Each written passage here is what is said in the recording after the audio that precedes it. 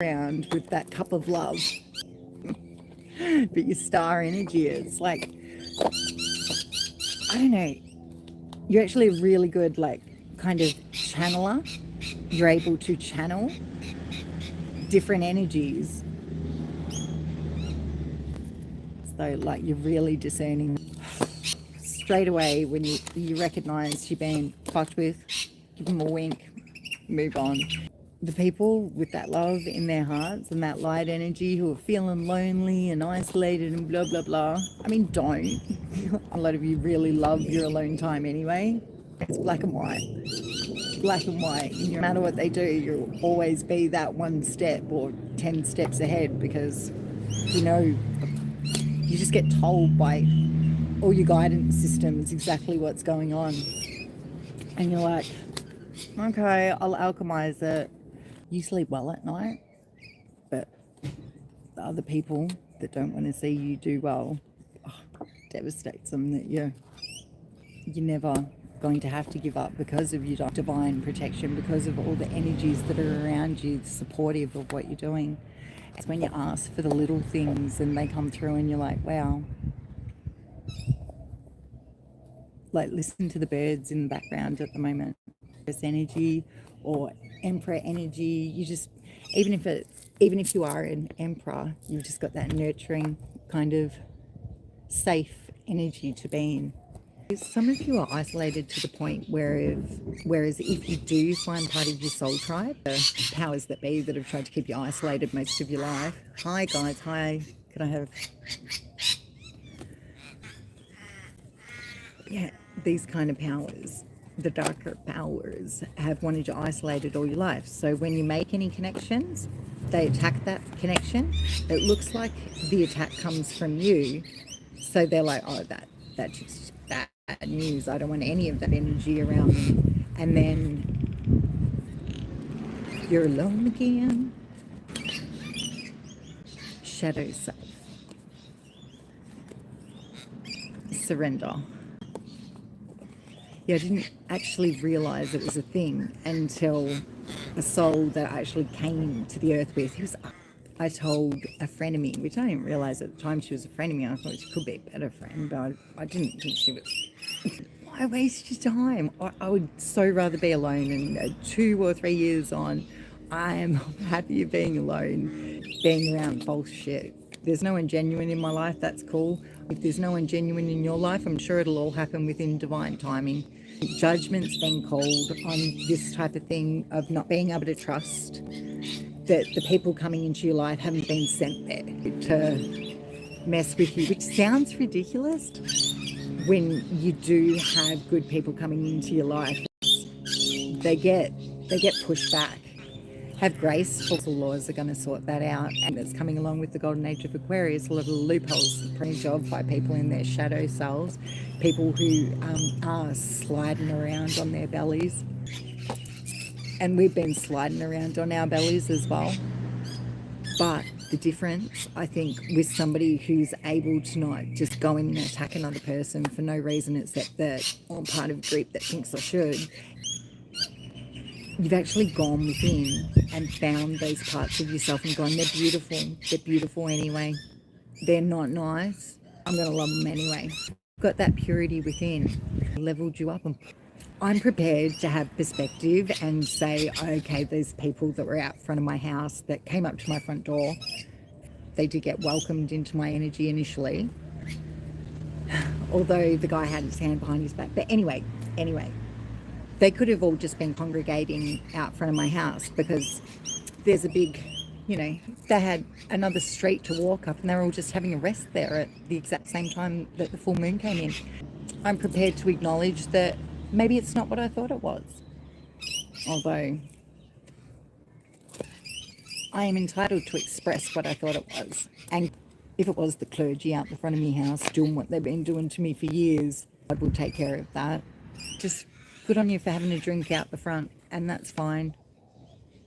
Because I got faith in my protection. So ever since I've spoken up about it, like everything's doubling down. Stay in that kind of playful energy and just go, yeah, it's happening.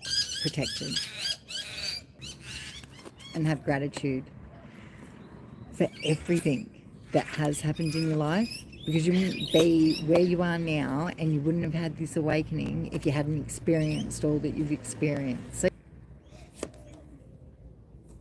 centering in your own energy is going to be important. Like, you bring enchantment to life. And if you've been under any enchantments, call for God, the universe, to come in and assist you in moving through your emotions, kindred spirits, and bringing in your kindred spirits, and being able to trust that when you find them, it's right.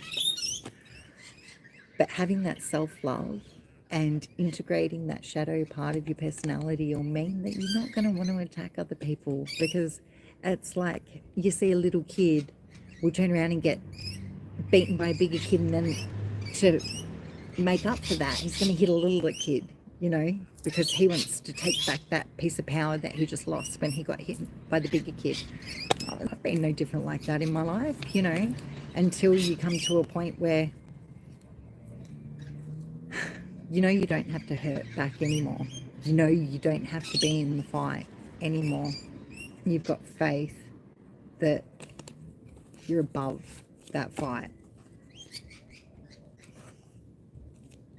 And then you can have that innocence, that freedom, and that healing will just come through. It'll stream through. If anybody wants a Reiki attunement, go over to Abby Normal. It's many years ago that she did it now, but it's still for free on her site. And don't just try. I mean, I don't want to get on and go, I've uncovered this and that. Those people were unraveling themselves, so I don't really need to say anything, but check in with your guides if you should be watching certain Reikis and things like that, because not everybody is, you know, doing it for your best interest. So just always ask for discernment from your guides. And if you find you're getting, you know, moved out of, you're always divinely protected and guided anyway. Just make sure that you're activating your angels to make sure that that happens. Like, because you've got to say, they've got this thing of free will. We've all got free will. So if we don't say, my free will says, please intervene where necessary to make my life the best it can be, they don't know that you want, or they can't act on that, and they will, and they have in extreme situations. Say, I was on St Kilda Road in Melbourne, and the way it works is you've got your car parking's on the side, but then it's got a bike lane, then it's got 2 lanes of cars in both directions. So there's a little medium strip. I hope that explains it well enough. Anyway, parked out front of an office building I was working in, and I couldn't open my door, and then a bike flew past, and then a taxi flew past, and it was wet.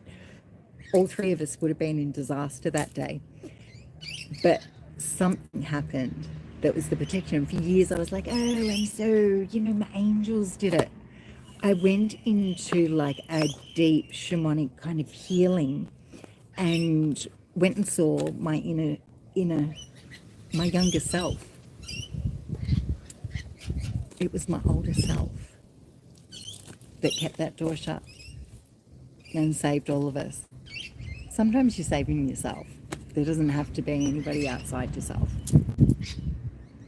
Have faith that yes, many things could have happened in your life and have happened in your life, but whatever's happened has always been for your highest good. That healing journey that I went through and just went, wow, that was me saving me.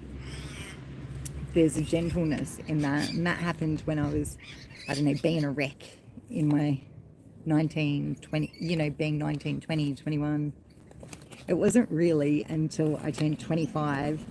I thought I was neater, and I was actually could have gone the path of a real Jezebel kind of horrible person.